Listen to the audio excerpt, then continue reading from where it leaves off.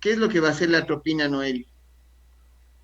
Lo que va a hacer la atropina es tratar de revertir un poco los efectos del malatión, aunque está complicado, ¿no? Porque dijimos que básicamente quitar los efectos del malatión, no, si como es un anticolinesterasa, nos va a tardar, irreversible, nos va a tardar siquiera 6 meses en que los efectos se vayan del paciente.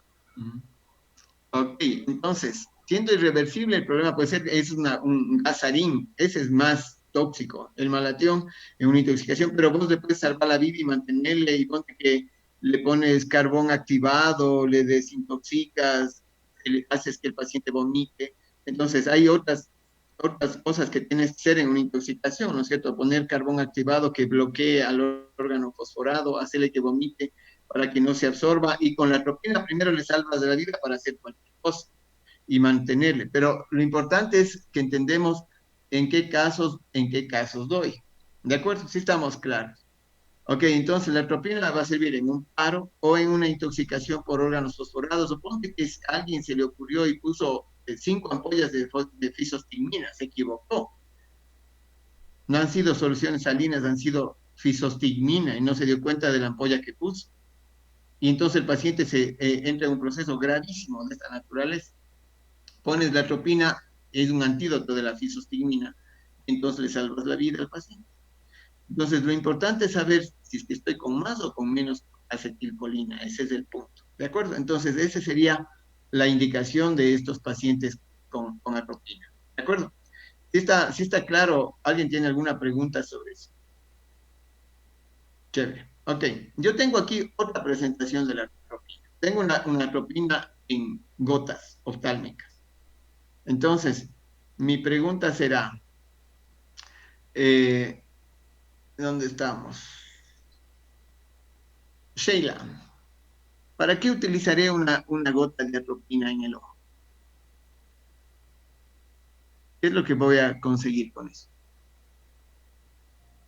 Bueno, o sea, en este caso sería para causar el efecto contrario de lo que causaría un agonista del parasimpático. Entonces, ¿qué? A ver, si causaría midriasis. Voy a causar una midriasis, ¿correcto? ¿Ya? Eso quiere decir, Dalia, en otros términos, ¿qué persona necesita causar una midriasis? ¿Para qué crees que se necesita eso? Para las operaciones, estábamos hablando. O podríamos usar cuando ya se le puso a una persona para un examen y que no se vaya con la pupila así dilatada. ¿Para que no se vaya con la pupila dilatada o para dilatar la pupila? Claro, para dilatar la pupila. No, a ver, es que este es antagonista, entonces lo que va, lo que va a hacer es midriasis, va a causar midriasis. Ok, No, entonces, ¿dilata la pupila o contrae la pupila? me va a contraer, ¿no? ¿Qué dice Ricardo? Va a dilatar, ¿no? Va a dilatar. Dilata la pupila, Entonces, ya. para Entonces, exámenes, Ricardo, ¿a qué paciente le quieres dilatar la pupila? O sea, si es que fue postoperación que el paciente estaba con la pupila contraída, le daría para que dilate. O Eso, sea, para que se para un dilate. examen de campo de ojo, igual para que dilate. Eso.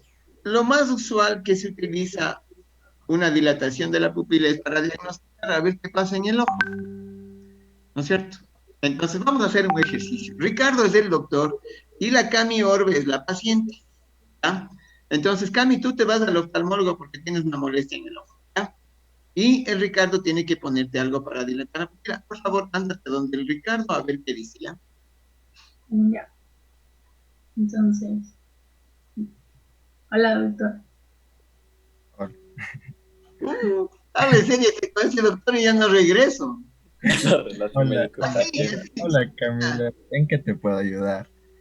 Doctor, le comento que tengo un problema en el ojo que eh, mi ojo está, es que no sé, mi ojo está, mi pupila está muy contraída y no regresa a la normalidad, entonces quisiera saber si me puede ayudar con algo para el ojo. o si es un problema o qué puedo hacer. Claro, primero podría decirme si tal vez usó alguna gota o le aplicaron alguna gota en el ojo. Sí, fui igual a una revisión oftálmica y ahí me aplicaron unas gotas. No sé si esas tuvieron algún efecto o no.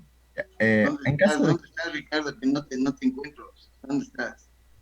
Ahí estoy, Doc. ¿Dónde estás? Tengo un doctor. ¿Dónde estás? Es que estoy sin video porque mi internet está lento, Doc. Ya, entonces solamente a la paciente le podemos ver. ¿Dónde estás? ¿Dónde estás, paciente? Ya, ahí está la paciente, la cama. El doctor está desaparecido. Esta es una consulta Telemedicina. virtual, telefónica, o sea, mal. Bueno, lo que tiene que hacer Ricardo es hacerle un fondo de ojo para saber qué es lo que pasa a la Cami. Ok, entonces, te voy a dar algunas características de la atropina en gotas. A ver qué opina la Cami y qué es lo que le pasa a la Cami. ¿De acuerdo? Ok, la atropina, como ustedes ven, es un anticolinérgico que va a servir para dilatar el ojo. Tiene dos características la atropina. La una es que su acción empieza más o menos 3 4 horas después de que le pongas las gotas y dura 12 días. Entonces ponle una gota a la Cami de atropina. Cami, ¿qué te pasa? ¿Qué crees que te va a pasar? Voy a hacer hidrasis 12 días. ¿Y qué tal va a estar eso? No, me voy a sentir peor, creo. Mañana tienes que dar examen y te fregó. O sea, un problema es que la Cami se va a quedar 12 días con midriasis. 12 días. Ese es un problema. Dalia, ¿cuál es el otro problema que ves en el tema de poner la gota de atropina? Para diagnóstico. Se demora mucho en hacer su efecto, Se entonces demora la mucho en hacer el aplicación. efecto. Entonces, la atropina es el peor medicamento para hacer diagnóstico. Para hacer diagnóstico no me sirve la atropina. Primero, porque se demora mucho. Y segundo, se queda 12 días la Cami con el ojo dilatado así. Dilatado el ojo, vas a poder hacer todas tus actividades, ver y todo. Vas a poder manejar, vas a poder dar la prueba. No. No va a poder. Entonces, ¿cuál sería el plan, Richard? Doc, ¿se podría usar agonistas adrenérgicos como la fenilefrina? Perfecto, o sea, plan A, utilizo fenilefrina. ¿Qué hace la fenilefrina? Actúa rápido, dura 2 horas. Buen plan, primer plan. Richard, ¿cuál es el problema de la atropina y qué preferirías tener como medicamento? En resumen de todo lo que se ha hablado, se puede decir que la atropina no es conveniente porque como ya vimos, su efecto es muy pro- prolongado y para que ejerza efecto también tiene que demorar un tiempo prolongado de 2 a 4 horas. Entonces para diagnóstico no sería muy conveniente. Y por lo tanto, veríamos por utilizar un agonista adrenérgico como la O, fenilefrina. o cualquier sustancia que actúe rápido y corto tiempo para diagnóstico. Ok, entonces, para el diagnóstico existen otras sustancias que también tienen efecto anticolinérgico. Esa es la tropicamida, ¿sí? Que es un anticolinérgico en gotas, y el ciclopentolato. Las dos sustancias son anticolinérgicas que tienen la característica de lo que el Richard necesita. ¿Qué necesita? Necesita un fármaco que actúe rápido y que más o menos mantenga dilatada la pupila 2 horas. De modo que la Cami, 2 horas la pupila, mañana si vas a dar la prueba. No es Sí. pretexto de que chuta, doctor, me fue al oftalmólogo, no puedo ver. No, porque el ciclopentolato te dura 2 3 horas. ¿De acuerdo? Sí, estamos claros con eso. Entonces, el uno se llama tropicamida y el otro se llama ciclopentolato. Los dos tienen el mismo efecto anticolinérgico, igual que la ropina, pero la farmacocinética es la diferencia. ¿De acuerdo? Ok, entonces, si yo tengo un paciente, ¿sí? Que tiene como problema taquicardia, tiene como problema hipertensión arterial, ¿qué fármaco preferiría yo? ¿El cicloprentolato o la fenilefrina? ¿Qué dices, Anaís? Yo preferiría la fenilefrina ¿Por qué? porque, o sea, primero, como ya vimos, los defectos de estos, por ejemplo, el ciclo pentalato va a tener una acción que empieza más tarde y además también como que lo que va a hacer esto es inhibir que cause esto, pero en cambio para mí la fenilefrina va a actuar como que más directo, va a ser como que de un agonista. ¿Qué dices, Noeli? El paciente tiene taquicardia, tiene hipertensión arterial y tienes que hacerle un fondo de ojo. ¿Cuál prefieres? ¿La fenilefrina o el ciclopentolato? La fenilefrina. ¿Por qué? Porque igual si es en una administración, pues tiene su presentación en gotero, la acción va a ser localizada. Sí, pero igual el ciclopentolato. Entonces aquí el problema está en que es un paciente taquicárdico con hipertensión arterial. ¿Qué pasa si le doy fenilefrina? Aún así teniendo aplicación local, podría tener efectos sobre el Podría, ritmo del corazón. podría. ¿Y Pero qué pasa sería con la grave. fenilefrina? ¿Ah? Sería grave o pequeño el efecto. Puede ser pequeño, pero ya tiene un antecedente de taquicardia, de hipertensión. ¿Qué dices, Jaime Andrés? Tomando en cuenta esto de los antecedentes de hipertensión y de taquicardia, yo preferiría darle el ciclopentolato porque como es una antagonista, entonces prefiero evitarme problemas por ese lado. Prefiero evitar estimular el simpático, es lo que nos Mm, dice el Jaime Andrés. Es decir, si yo tengo paciente con taquicardia, prefiero estimular el simpático, es decir, no le acelero más y por lo tanto prefiero el ciclopentolato. Al otro lado, Cari, si yo tengo un paciente con bradicardia, hipotensión, y yo tengo que utilizar y generar una dilatación, ¿qué fármaco preferirías? ¿La fenilefrina o la tropicamida? Ahí sí, la fenilefrina para que actúe sobre el sistema simpático y estimule para hacer o sea, aumentar la bradicardia ¿Y y la la presión? Correcto. Entonces, si bien es cierto son gotas, ¿sí? Si bien es cierto son gotas, pero estas gotas de alguna forma pueden tener efectos secundarios y los efectos secundarios van a estar relacionados si es que es simpático o parasimpático. Entonces, el ciclopentolato, la tropicamida, va a ser preferible en pacientes taquicárdicos porque no va a estimular simpático, ¿cierto? Y si es que hay bradicardia, hipotensión y bla, bla, prefieres utilizar la fenilefrina. ¿De acuerdo? Ojo que ya estamos puliendo un poquito más fino, ¿ya? Pero pilas con esto porque esa puede ser la característica que diferencia cuál de los fármacos utilizas. Ahora, supongamos, Steffi, que yo tengo, ya le hice el fondo de ojo y diagnostiqué que tiene una uveitis. Una uveitis es una lesión importante del ojo que obliga a tener y mantener dilatado el ojo durante un mes. ¿Qué medicación le pondrías? Sería de colocar el ciclopentolato, ¿Por qué?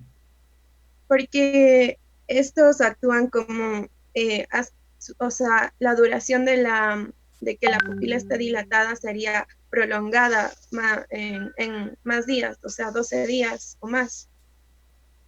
¿Qué dice María José Alvarado? No, sería la atropina porque ese tenía una duración casi de 12 días, entonces como que sería el de repetir. Y es más, la acción es más prolongada. Exacto. Entonces le pongo una gotita de atropina todos los días y vivo en paz. Porque si tendrías que poner, Steffi, el ciclopentolato, ¿cada qué tiempo tendrías que poner el paciente para mantener un mes dilatado? ¿Cada qué tiempo tendrías que poner las gotas?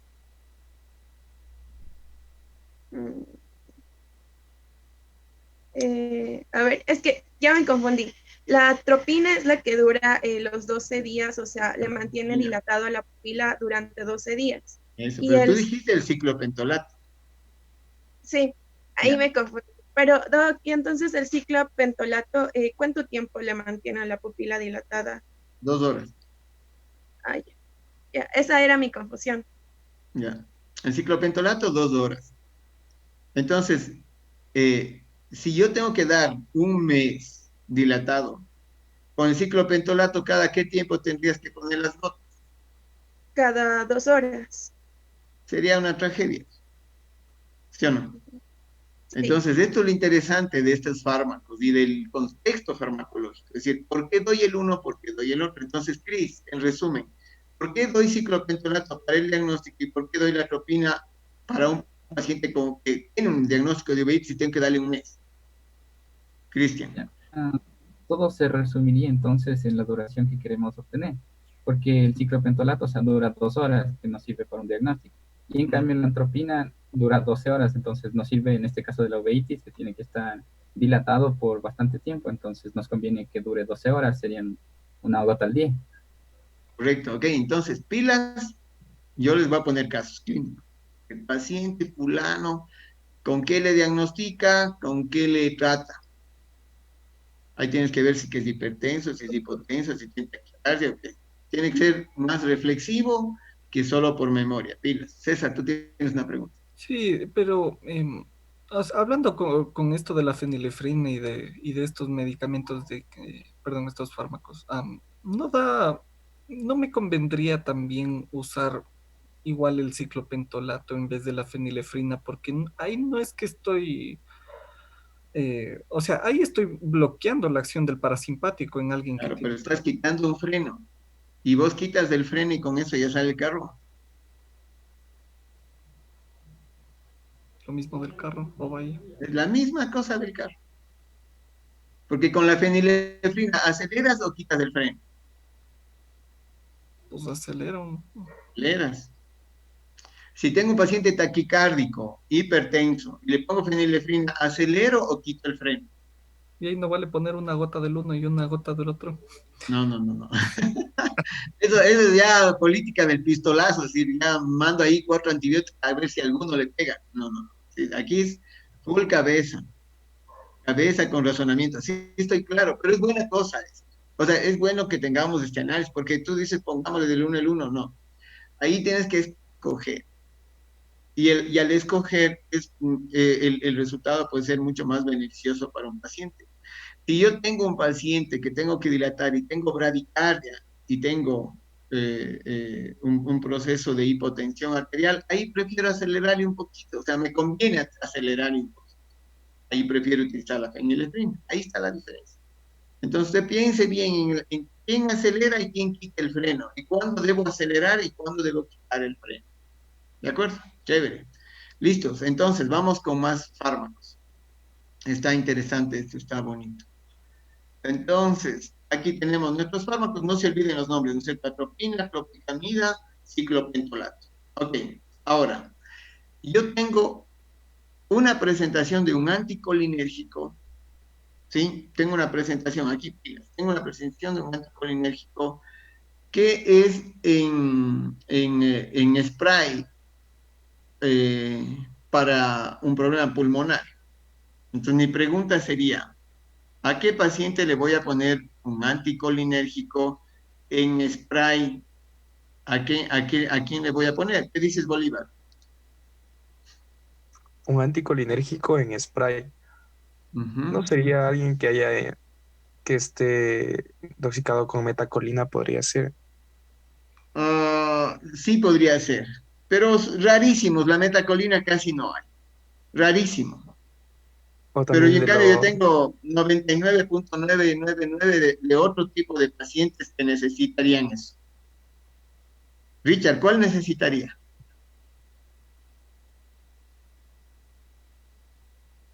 No lo he entendido, Doc. ¿Me puede repetir? ¿A qué paciente le daría yo un spray respiratorio? ¿Sí? Tipo del salbutamol. ¿A qué paciente le daría, pero con un anticolinérgico, un antimuscarínico?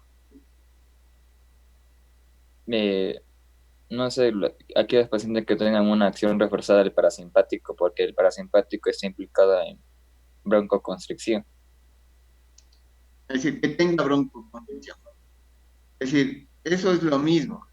Este paciente necesita, paciente con EPOC, asmático con broncoconstricción, lo que dice Richard. Si el paciente está, el Bolívar, si el paciente está con broncoconstricción, justifica la administración de un anticolinérgico. ¿Por qué? ¿Qué hace el anticolinérgico? Le quita el freno del broncoespasmo y el simpático entra en supremacía, hace broncodilatación y puede estar mejor. Ese medicamento se llama bromuro de hipratropia. No quiere decir que sea el mejor medicamento. Si yo tengo un paciente asmático, Noeli, ¿qué fármaco te acuerdas y cuál está mejor indicado?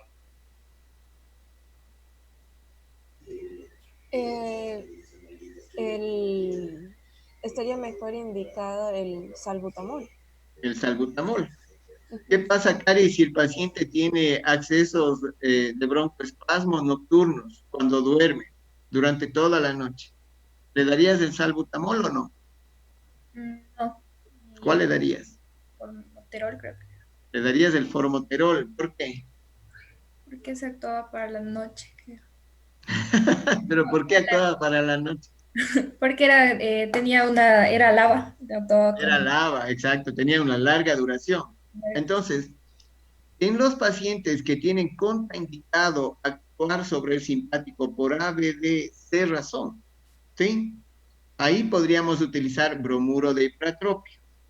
Es decir, si yo tengo una contraindicación en la utilización del salbutamol, del formoterol, si tengo una contraindicación de trabajar sobre el simpático, entonces yo puedo utilizar un anticolinérgico. Ejemplo, el bromuro de hipratropio. Entonces, solamente para poner claro, el bromuro de hipratropio, César, ¿acelera o quita el freno? Pues quita el freno. Quita el freno, ok. Pero en el caso de que yo tenga un problema de no poder utilizar salbutamol o cualquiera de estos, y el paciente hace un broncoespasmo por actividad colinérgica, entonces yo puedo utilizar el bromuro de hipratropia, que estaría mejor indicado. Si el paciente con broncoespasmo intoxicado con un colinérgico, ahí el bromuro de hipratropia es lo mismo que la atropina en el paro. Sería el bromuro del hipratropio en un broncoespasmo de tipo colinérgico. ¿De acuerdo? Entonces, igual tiene la presentación de inhalador, entonces eso va a ser. ¿De acuerdo? Sí estamos claros con esto. Doctor, una pregunta de lo que ya pasamos. ¿La atropina inyectable se aplica directo al corazón? No, se pone endovenoso. Ah, es endovenoso. Endovenoso, sí. Igual que la adrenalina, endovenoso, sí. Entonces, ok, tenemos el bromuro de hipratropia. Ok, tenemos otro grupo farmacológico que son anticolinérgicos también, son los antispasmódicos. Cuando tengo un antispasmódico, ¿qué quiere decir un espasmo? Un espasmo intestinal. Es un dolor tipo cólico, ¿no es cierto? ¿Cómo es la característica del dolor tipo cólico, Milene? ¿Cómo es el dolor del tipo cólico? A ver, es opresivo, es como que duradero, se podría decir. ¿Qué dice Sheila? ¿Ese es el dolor tipo cólico? Opresivo y duradero. O sea, bueno, para mí creo que digo, o sea, sí es opresivo, pero es como que tiene picos que van, o sea, que suben y bajan. Pero que se encuentran constantemente. Los picos que suben y bajan son la característica del dolor tipo cólico. Y eso da un diagnóstico importante. En el diagnóstico, Cristian, ¿qué quiere decir que está pasando? En este caso, o sea, se está contrayendo la musculatura lisa del intestino de manera irregular, podría ser. Ya, correcto. O sea, pero hay contracción de la musculatura lisa. Entonces, ¿qué es lo que queremos hacer? Con un fármaco para aliviar el dolor, ¿qué queremos hacer? Evitar que se contraiga. Evitar que se contraiga. Eso es un contexto de lo que se llama antiespasmódico. Evitar que el intestino se contraiga. Entonces, Steffi, si yo quiero evitar que el intestino se contraiga, ¿le activo o le bloqueo al parasimpático, al vago? Si yo quiero evitar que el intestino se contraiga. Ajá. ¿Le activo o le bloqueo al vago? Le bloqueo al vago, ¿Por qué? porque el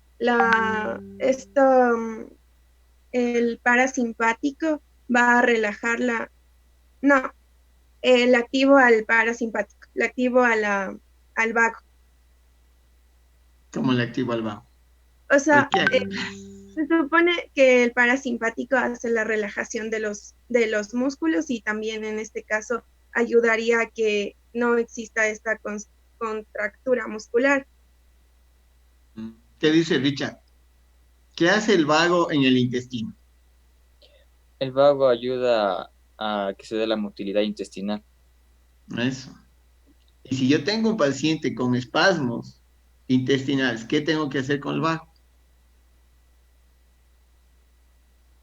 Bloquearlo. Tengo que bloquearle. ¿Sí entiende este fin? Lo que pasa es que el vago en el intestino es proactivo, aumenta la motricidad intestinal, aumenta las glándulas, todo eso hace, y la musculatura lisa. ¿Qué tipo de receptores muscarínicos están actuando aquí? ¿Qué receptores muscarínicos? Porque tengo del M1 al M5.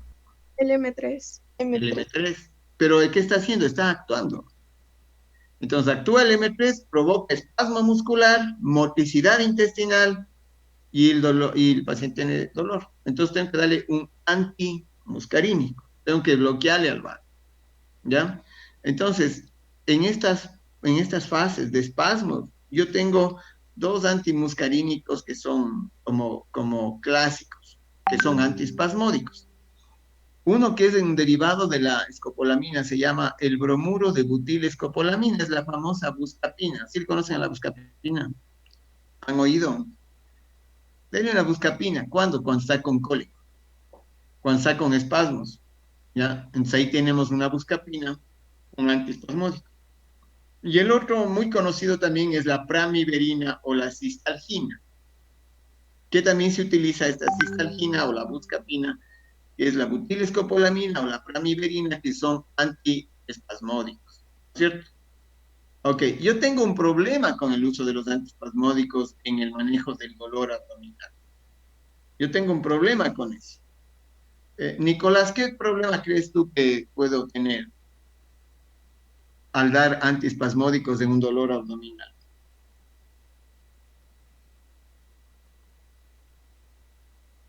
Nicolás, ¿qué problema crees que puede tener? Estás con el micrófono apagado.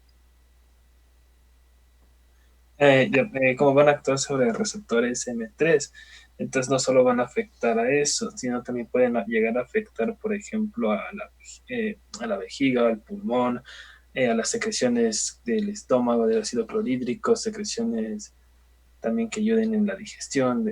Entonces, no solo voy a afectar a evitar la contracción muscular del intestino, sino también voy a evitar la secreción de ácido clorhídrico, voy a contraer el músculo liso de la vejiga, no voy a ser capaz de secretar. ¿Por qué vas a contraer el músculo liso de la vejiga con la buscapina? Diré relajar, no se va a contraer. Va a relajar. Ok, podría yo tener como efectos secundarios anticolinérgicos, ese sí es un problema. El otro problema es que en un paciente con dolor abdominal, si no tienes diagnosticado, nunca debes utilizar estas sustancias. Porque si es una apendicitis y quitas el dolor, estás tapando el cuadro y puedes terminar, en vez de una apendicitis que iba muy bien, puede terminar en una peritonitis. ¿Por qué? Porque nunca se debe aplacar el dolor abdominal si no tienes un diagnóstico previo. Si ya está bien diagnosticado y has descartado situaciones quirúrgicas, puedes utilizar. Entonces, eso tienen que saber que esto pasa con la buscapina y pasa con la cistalgina, con estos antiespasmódicos. El dolor siempre indica que algo está pasando, no es gratuito. Entonces, uno tiene que diagnosticar primero antes de dar estos fármacos. Esto es importante, ¿sí?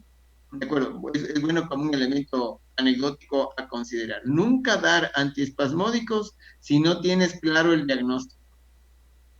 Si estos fármacos pueden tapar los síntomas y hacer que un cuadro abdominal que era en un buen momento agudo se termine en complicado y termine en una peritonitis, por ejemplo. ¿Ok? Entonces, ese es de la bromuro de escopolamina o la pramiberina, que es la cisteína. ¿De acuerdo? Ok, bueno, con esto entonces nosotros hemos terminado las drogas antimuscarínicas, atropina, bromuro dipratropio, la butilescopolamina, la pramiberina. Ahora vamos a ver antagonistas nicotínicos. Entonces, Noeli, haznos de acuerdo de cuáles eran los receptores nicotínicos y sus funciones. Bueno, teníamos dos tipos de receptores, los NM y los NN. Los NM se encontraban sobre todo en lo que era la musculatura estriada, es decir, la musculatura voluntaria, y los NN se encontraban en el sistema nervioso central, controlando cosas como la función, la memoria, etc.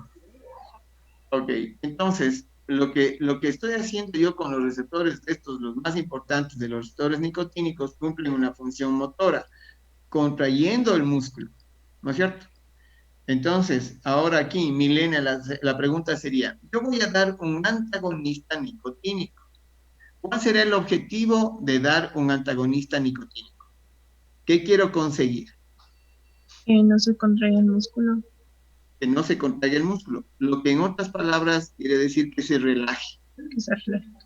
Ok, ¿no es cierto? En otras palabras, que se relaje. Entonces, Cami Orbe, la pregunta sería, ¿en qué pacientes quieres que se relaje el músculo y que no se contraiga? ¿Qué debería estar pasando en el paciente para que quieras eso? Debe haber un exceso de relajación del músculo, ¿no? Un exceso de contracción también puede ser. Un exceso en la contracción muscular. ¿Qué caso se les ocurre a ustedes que puede tener un paciente un exceso de actividad de contractura muscular? Calambres. Trombosis. Un calambre puede ser. Sin embargo, sí, un calambre puede ser. Sin embargo, este calambre, estos calambres son como localizados, ¿no es cierto? Y si yo voy a dar un antagonista nicotínico de los que nosotros vamos a conocer, la actividad es sistémica y se relaja toda la musculatura porque son inyectables y actúan en toda la musculatura, no actúan solamente sobre un sitio. Entonces, si yo le inyecto un antagonista nicotínico, toda la musculatura sistémica del cuerpo se va a relajar y no vas a poder contraer. El no poder contraer los músculos respiratorios. ¿Qué crees que pase, César? Pues no, la cavidad torácica no se puede expandir, los pulmones no se pueden expandir y no puede respirar el paciente, ¿no? Es decir, quiere decir que yo por un calambre le voy a dar un antagonista nicotínico que es sistémico y el paciente va a hacer un paro respiratorio. Eso quiere decir, y eso es importante, José, los antagonistas nicotínicos, cuando yo administre un antagonista nicotínico, debo tener un ventilador a mi lado. Porque estos no son selectivos, no actúan solamente sobre un sitio, sino actúan en forma sistémica. Si vos inyectas a la vena una sustancia, toda la musculatura se relaja. Entonces, en los calambres se utilizan otro grupo de fármacos que son antiespasmódicos más centrales, que van a disminuir la contracción muscular. Entonces, en el calambre no estaría indicado un antagonista nicotínico.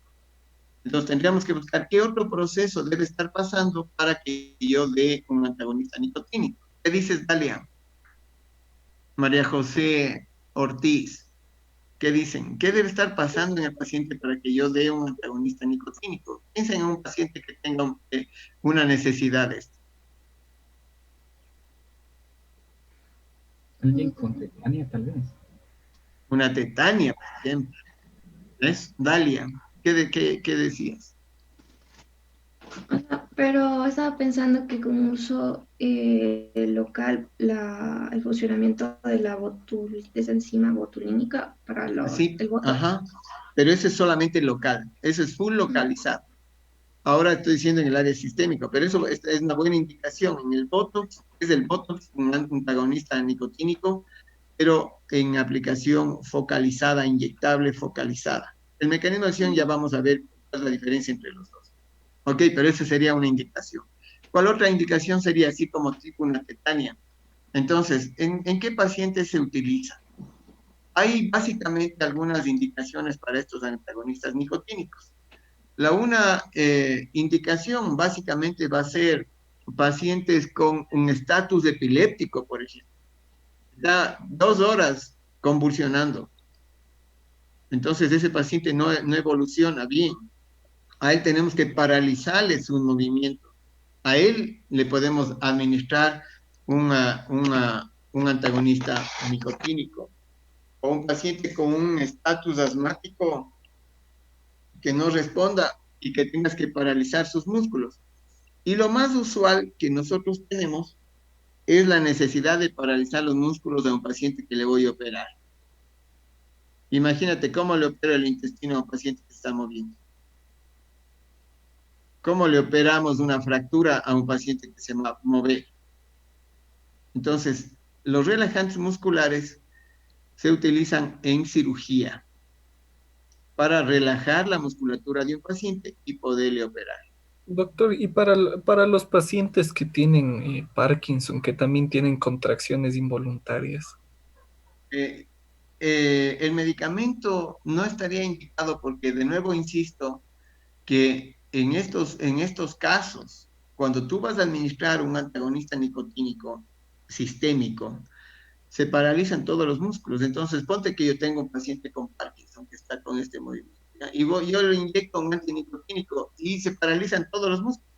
Deja de respirar, el paciente se muere.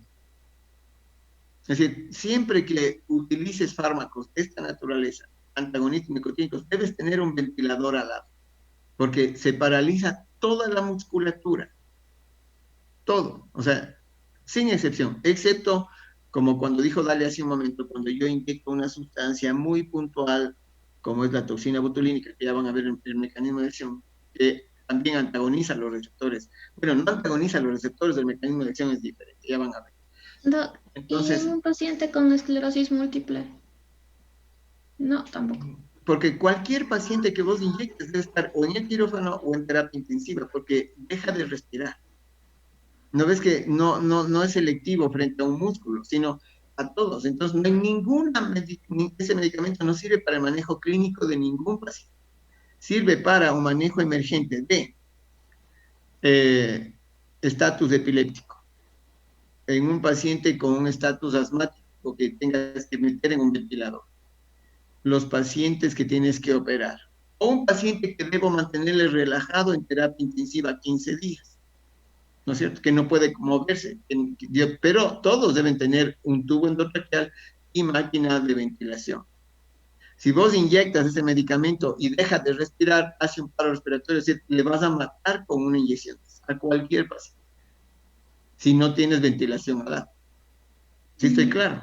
Entonces, ¿en qué pacientes no sirve? No sirve en el paciente que se opera, en el paciente con estatus de epiléptico, en ese tipo de pacientes. ¿Estamos claros? Este es el grupo farmacológico. Ahora, ¿quién nos enseñó esta historia? Les voy a presentar al niñato que nos enseñó esto. Este amigo nos enseñó la historia. Entonces, cuéntanos, Cristian, ¿quién es nuestro amigo que nos enseñó esta historia de este grupo de fármacos? Cuéntanos quién es. Bueno, Cuéntanos. Ay, no se me ocurre qué, pero bueno, es alguien. Mira, él nos enseñó esta historia. Es alguien que. Ah, ya se me vino aquí. La gente de la Amazonía usa venenos que tienen esta propiedad, o sea, de paralizar a las personas, a los animales que están cazando. Entonces, ponen en la punta de las lanzas tipos de venenos, o sea, que hacen esta acción, que hacen que no pueda mover los músculos, o sea, paralizan al animal que están cazando, le disparan con eso y, bueno, le pueden cazar, o sea, solo tienen que irlo a recoger. Así funciona. Ellos nos enseñaron, porque ellos nos enseñaron una planta que se llama el curare. Entonces, estas drogas y estas sustancias se llaman curarínicas, que vienen de esta planta, vienen del curare, y lo que hacían ellos, obviamente, era coger esta planta, elaborar unos dardos y poner en sus lanzas o bodoqueras, le impactaban a un animalito. ¿Qué pasaba? bloqueaba los receptores nicotínicos y el animalito poco a poco dejaba de moverse. Entonces, corría al primero. Y después, ¿qué pasaba? Ya no podía moverse. Y entonces ahí vos le encontrabas y listo. Ellos viven de la cacería. Ellos nos enseñaron. Y recién hace 100 años nosotros empezamos a utilizar la curarina como un elemento para anestesia. Así sedamos, no sedamos, sino quitamos, relajamos los músculos en la fase de anestesia. Entonces esto va a ser muy importante. ¿Quién nos enseñó? Este compañero de aquí. Él tenía conocimiento de hace miles de años de esta historia. Nosotros hace 100. Entonces hay que tener mucho respeto a la gente que conoce esta historia. Y digo esto porque hay gente que maneja con mucho término despectivo el conocimiento ancestral. Este ñato nos enseñó de la curarina y cómo utilizamos nosotros esta cosa, ¿ok? Solo que utilizamos para otras cosas. Eso es todo el cuento.